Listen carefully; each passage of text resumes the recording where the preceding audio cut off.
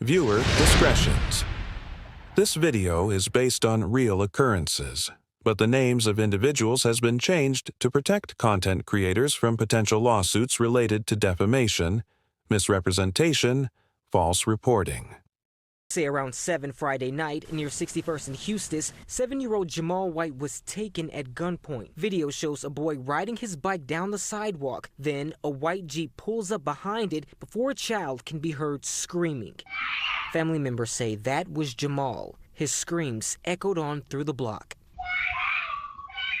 The State Department of Justice issued an Amber Alert for Jamal just before midnight. They urged the public to be on the lookout for a white Jeep, the same make and model seen on the video. Before I voice my opinion on anything, I like to insert the truth and the facts in my video. Now, y'all heard that news clip, right?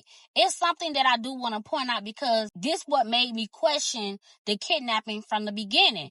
So Jamal was kidnapped at 7 p.m. So between 7 p.m. and 12, nobody notified authorities that Jamal was missing. Every second, minute, and hour is very critical in a missing person case. But it seems like the family wasn't urgent enough to even call 911 after Jamal was kidnapped. Now, another thing that really made me question this kidnapping was the location where they found Jamal. They found Jamal like a couple of houses down from his home. And I'm like, hold up, if this a random kidnapper, why the fuck would he keep the person he just kidnapped in the same area, like close range to the family? That's the second red flag. Now, a lot of conspiracy theory was on social media saying that the father had something to do with the kidnapping, not saying that he organized it, but he knew what was going on and he failed to tell his family members that he had some type of dealings with the people in the street. Like, for real, what real father would leave their child in a dangerous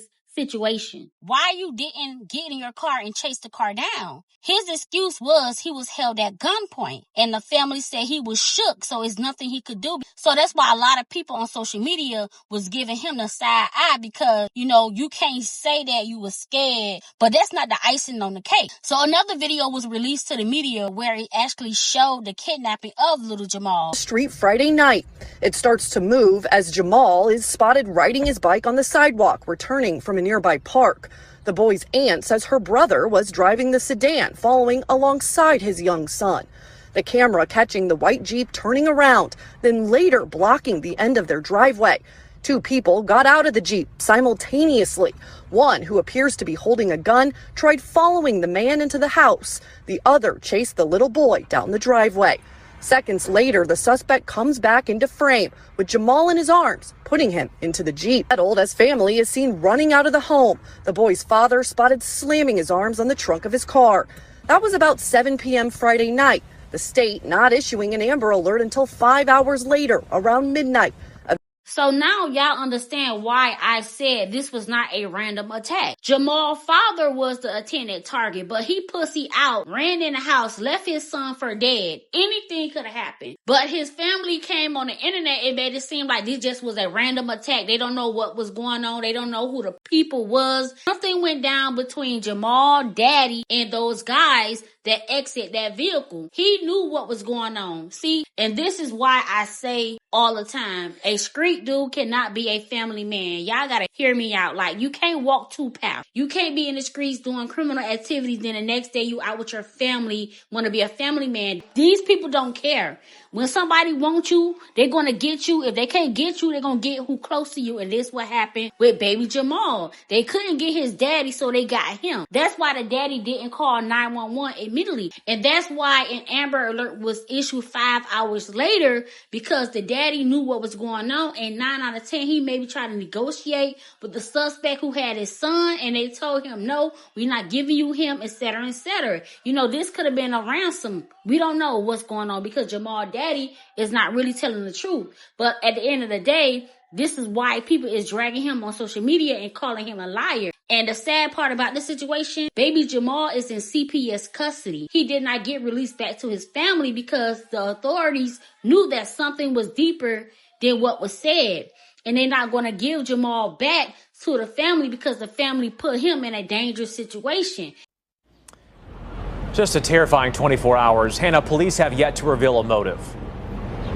Right, Blake, and same goes for the relationship, if any, between these suspects and Jamal's family. That family does tell me that Jamal is right now with Child Protective Services as this investigation continues for police. Now, I'm just going to be real about the situation. And this is why I said what I said. A man who is living the street life cannot be a family man. You always going to bring your problems to your front door. Now, the authorities might not know the motive, but Jamal's father know what's really going on. We live in a time where people don't care about women and children. We see it every day on the news. An innocent child getting pow down because somebody was chasing after their father.